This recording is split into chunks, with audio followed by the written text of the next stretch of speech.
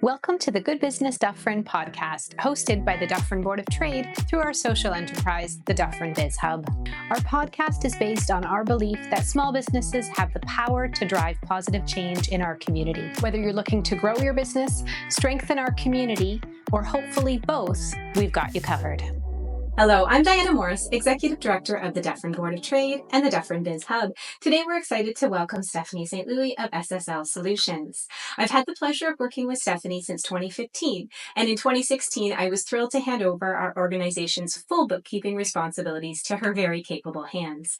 Stephany is a certified professional bookkeeper, CPB, and a payroll compliance practitioner, PCP, bringing a wealth of knowledge and information to small businesses both in our community and beyond. In today's episode, we'll be discussing why it's important to work with a qualified bookkeeper, how businesses can streamline their financial processes, and key tips to avoid common bookkeeping mistakes. Stephany will also share her journey into the field with us and provide some valuable insights on dealing with the CRA.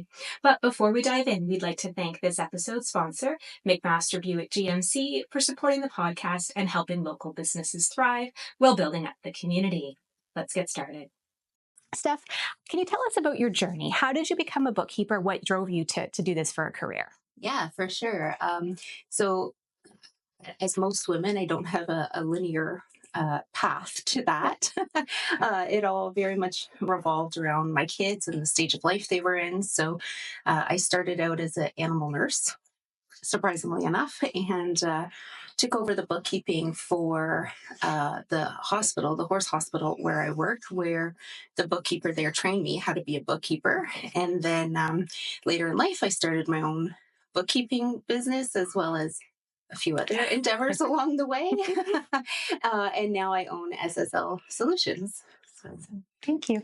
So what sets you apart from other bookkeepers? Yeah, that's a really great question and something I'm pretty passionate about talking about. So there's an organization called the Canadian Professional Bookkeeping Association in Canada, and they do a certification exam. So you have to pass certain steps, like you have to have been a bookkeeper for at least 5 years and have 5 years knowledge. You have to have done certain things and you have to be able to prove, plus you have to pass a proctored exam. So unfortunately, the bookkeeping industry is very unregulated, and so anybody can call themselves a bookkeeper. But if you see a bookkeeper with the CPB designations at the end, it just means that they have the skills and the knowledge based to be able to do your books. They should be able to in a proper way. Okay. So how long did that process take? You said you had to have several years training, and then was there specific educational requirements as well? Surprisingly, no, there's no educational requirements, but you have to have at least 5 years of work experience as a bookkeeper. You also have to have letters of recommendation from two separate clients or people who have worked closely with you. They can attest to your skills as a bookkeeper before you can even write the proctored exam. Oh, I think I remember writing one of those letters. You did. You wrote my letter. That's awesome. But you have been doing books long before you had your CPB Yeah. designation. So that's amazing. But it just, how do you feel that designation has helped you? Have you gained more skills through getting that, more confidence? To be honest, I have more confidence because it validated that I know and have the knowledge base to be able to do books well. And because there's so many different industries that you can do books in, and there's such a variety of laws and regulations with every single industry, it really tested my knowledge across numerous fields, I guess. And so it was, it just validated me that I was doing a good job and that I knew what I was doing. And it gave me that extra confidence to go out and start my own practice after that. So I have been a bookkeeper for 15 years. But it's only been the last 3 years that I've been out on my own. Okay. Well, that's fantastic. Yeah. Let's talk about bookkeeping software. There are so many options out there. So many ads come up on social media feeds and everything. If you are a business, everybody's trying to get you to use their software. Which software do you recommend, or what should somebody look at when they're finding software? Yeah, that's a great question. So, you're right. There's tons of softwares out there. I find for the type of practice that I have, I personally like QuickBooks Online the best, and a lot of people might come after me for that, and that's okay. But I find with the QuickBooks Online, I can help my clients and support them daily through the online portal in keeping their books maintained and up to date. To be honest, I've got about 160 clients across Canada and the US, and I probably haven't even met face to face with half of them. I was joking the other day that I could probably run across somebody in the street and not even know that I'm their bookkeeper, to be honest. um, so the I do like the online version because it allows me to support a lot of my clients. Um, but there's other good programs out there. I like Zero a lot too. So that's a really big, it's not as big as QuickBooks Online, but it is getting quite popular and quite common. It costs just a bit less, but it does a lot of the same functionality as QuickBooks Online. So those are the two that I use the most in my practice. I do have some people that still use the desktop version. It's just really hard to support those clients on a regular or daily basis. And then I actually have no clients on Sage, but Sage is also a very good program that some people prefer to use as well. Yeah. You had switched us. We were on QuickBooks Online QuickBooks Desktop for a number of years, and you switched us to online, and it sounded kind of scary at first to make the change, but you walked us through it step by step, and you did most of everything in the back end. So it was very seamless. And now it is great how you can enter everything and I can see a report instantly without having to go in, or I can look up certain information. I do think it was the right switch for us. And I imagine most of your clients have felt the same way. Yeah, and it's their payroll portal is also getting much more. Um, it's a really nice portal because you can actually. I just moved a big restaurant to it because there's the clocking in feature, and so people aren't calculating, spreadsheets of punch clocks anymore. So there's just a lot. It provides a lot of daily useful tools that clients can use to help lessen their time in the office too. So I like to say if before you were on the desktop version of QuickBooks and it was taking you, 5 hours a month to do your books, there's so many automated processes that we can set up with the online version and the online payroll that we can probably cut your time in half. So, going from 5 hours a month doing your books to 2 hours a month, that's a big deal, especially for a business owner, and especially for a business owner that didn't go to school to learn to be a bookkeeper. A big part of my practice is teaching and empowering clients on how to do their books. And I'm just there as a safety net, basically. So a lot of my clients do their own data entry, can see their reports daily, can learn to understand the numbers through processes that we set in place. And then a lot of times I'll just reconcile or I'll prepare HST or payroll for them. So there's a whole variety of things that we can do for every single client to meet the needs that they have.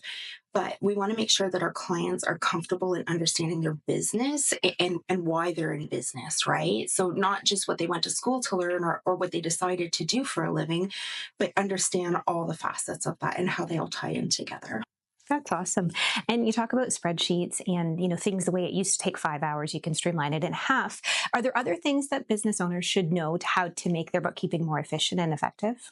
Yeah, so I'm not I like automation, but I don't think it's the be all end all for everybody. So a lot of people will say, well, I want to automate my POS system with my bookkeeping portal. And sometimes I'll be like, yeah, let's do this. And I can do that for you.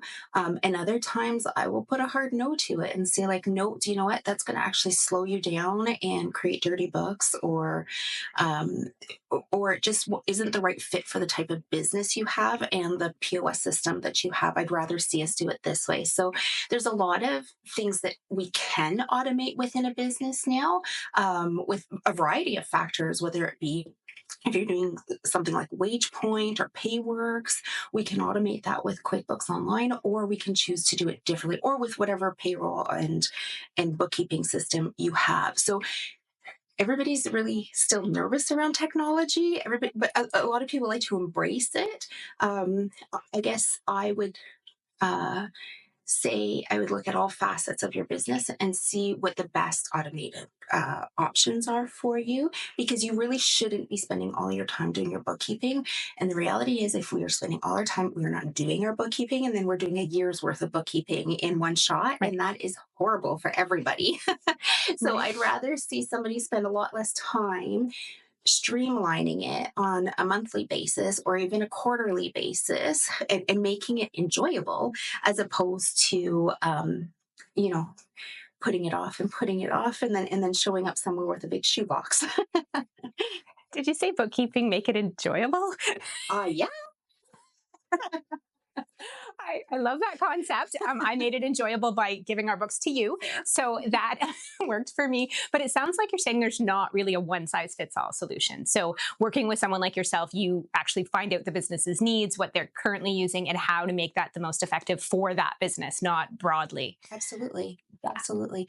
It's if there was a one size fits all, we'd all be doing it the same way, and that's Right. just not how the world works, right? So definitely, when you're looking at 160 people, some people need me for 10 minutes a month, and some people need me for 10 hours a month. It Right. just depends. And it's not because of the size of the business either. It's because of the needs and the wants of the business, and how comfortable people are with technology, or how comfortable people are with their books. Some people just don't want to do it. So please go and find yourself a bookkeeper. But if you're comfortable and you want to do all the data entry, then you should be able to find somebody to support you, to just make sure you're balanced, make sure, your reconciliation matches your balance sheet, because a lot of people don't even know that those are two separate things and they don't mean the same thing, right? So definitely find a bookkeeper, or talk to your bookkeeper that you have, and make sure you're understanding your reports. Ask for your balance sheet report, ask for your profit and loss report on a monthly basis, compare those, ask the questions. And if you don't understand, please ask the question, because you should know, as the business owner, what those things are for and what they mean. Well, that's great advice. Another thing that always, terrifies most small businesses is CRA, even just the mention of CRA. So what can a business do to make sure that if they have interactions with CRA, that they're as easy as possible and that they're doing the right things? Yeah, so definitely go get access to your CRA My Business account. It's quite surprising how many people don't have access to it, and professionals like myself or your accountant, we can't help if we don't have access to be able to walk you through those things.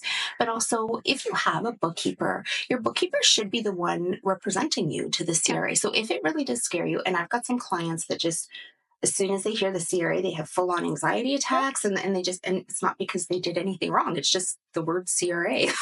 Yeah. And that's fair. So, um, definitely get online access. It's really not hard, but it can be time consuming. And then once you have access, get the people in your life who can help you access, as well as a representative for you.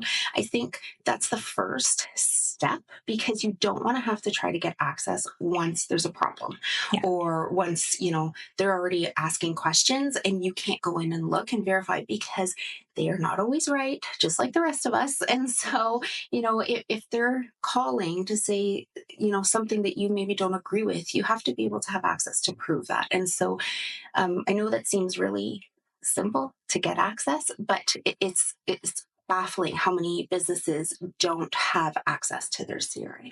So how do you do that? You go on the My CRA website. Yeah. Yeah, and so there's two ways you can do it. You can either set up an account for yourself, which is a bit more lengthy to get access, because you have to validate your identity with the CRA. Whereas if you sign in through your online banking, through that portal on the CRA website, then you have instant access if you're validated through your bank. And a lot of times we see clients having issues with that if there's more than one owner, or if ownership has changed recently, then it can still be a bit of a lengthy process. So the minute you have a business, definitely work on getting access to your CRA. Also access to your ROE web account. So a lot of people don't know, but from the day that the person's last day of work is, you have 5 days to submit a record of employment to Service Canada. And so that is not the time to try to get access to your Service Canada or your ROE web account. You definitely want, so the minute you have a business, the minute you open a business, get access to your Service Canada, your ROE web account, because it will be important, because at some point everybody's going to issue an ROE in the. So an ROE is a record of employment, and so that just speaks to small businesses that have at least one employee, correct? Yeah. Yes. Yes. Fair enough. Yeah, that's great advice. I don't know if I knew it was 5 days. So that is really important to know. Days. It's not 5 business days. So you have to be careful. Like if a weekend. Right. The last day was Friday. So you're really by Wednesday have to submit it. So that's and good they information. really do not they accept paper copies, but it's really hard to get paper copies. Yeah. And trying to get a paper copy can delay you quite an amount of time if you don't already have paper copies. So it's just good and best practice to get access to all the business accounts. So further to that, getting access, if you have staff, to your WSIB account, they've got an actually pretty decent portal online, and it's not that hard to get access to, but set those things up in the beginning before it's too late. And then you have to like backpedal and try to get it in a more stressful situation, right? So avoiding stress is sort of the ultimate goal. That's why we're here for. Work with bookkeepers. Absolutely. So that being said, in your opinion, should small businesses handle their own bookkeeping or delegate this to a bookkeeper? Yeah. So I know I'm going to get a lot of mixed feelings about this, but I am all about empowering. I've used that word a lot today, empowering. That's what I do. I love to empower people. Right. And I'm all about businesses learning their books and understanding their books. If after you learn you don't want to do it, totally fair. I get it, because we make a lot more money doing what we know and doing what we love, right? And if bookkeeping is not your thing, that's fine. But I do like teaching a lot of my clients who want to take the time, and that's not for everybody, to learn how to do their books. And like I said, they can do their own payroll, they can do their own data entry, they can do their own reconciliations. Some of my clients just get me to come in on a quarterly basis and file their HST for them. Okay. But at the same time, we touch base every quarter, and we do a cleanup, or we make sure that everything's balanced and everything looks good, answer any questions that the client might have, reallocate things that might not be in the right spot. So the long and short answer is yes and no. Okay. I like when clients want to be involved, and want to understand where all the money is, and that way they better comprehend, where they can, cut back, or they should have more resources. So I do like when clients participate in their books, but it's not for everybody. It sounds like it would also give them sort of some flexibility in the cost of hiring bookkeeping service. Like if some people are, I want to do it in-house because it's going to save me a ton of money. It sounds like it really won't, especially if you can, have a hybrid model where the owner does some of the work, but, everything is checked over and, brought up to speed by a qualified bookkeeper. Yeah. And I will be totally honest with you. The clients that say, I don't want a bookkeeper, and then come to me with a problem, it usually costs a lot more to fix that big, huge problem that's been compounding for years. Fair enough. Than it would if they had just asked for help in the beginning. So a lot of times there's more upfront costs while we clean up and while we fix. But then it really levels out to hardly anything if we can get people in a really good spot. Yep. So what are some of the big problems you've seen? Not naming any names or... Yeah.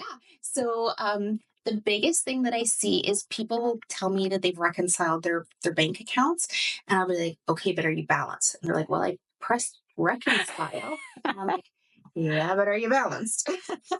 Two separate things. Being reconciled and balanced are very different words, and a lot of people don't realize that.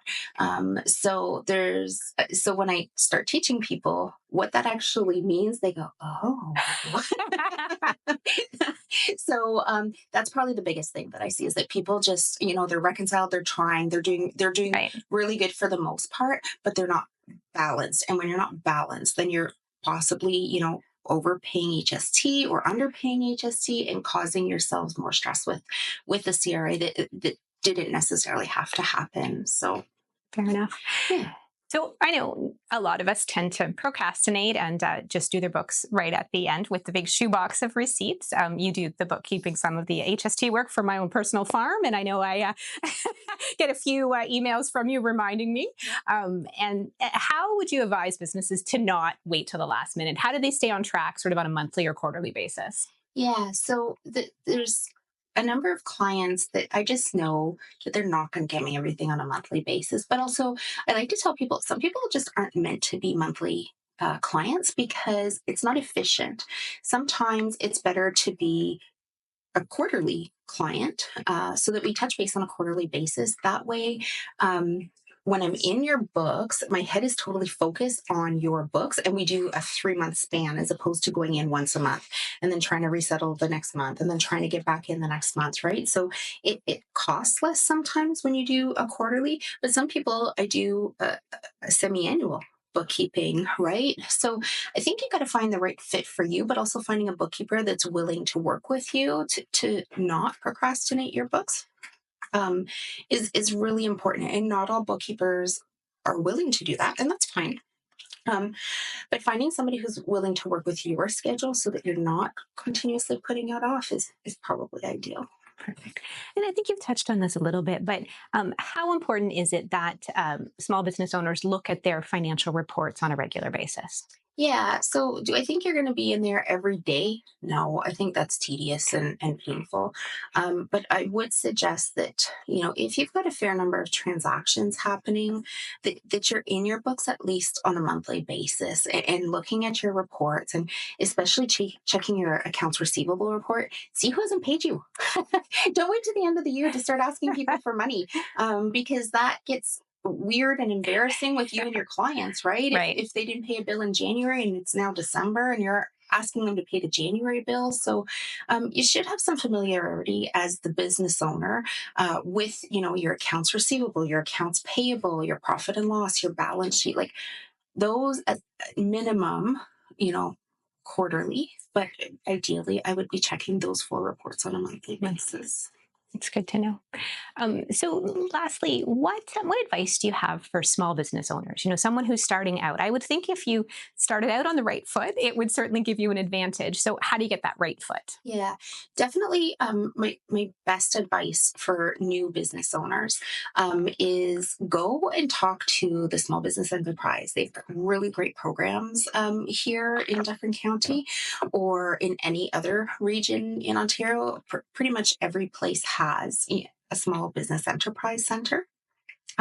Or find a bookkeeper that's willing to help you set up your books and then do a little bit of training. If you want to take it on after and do it all yourself, perfectly fine.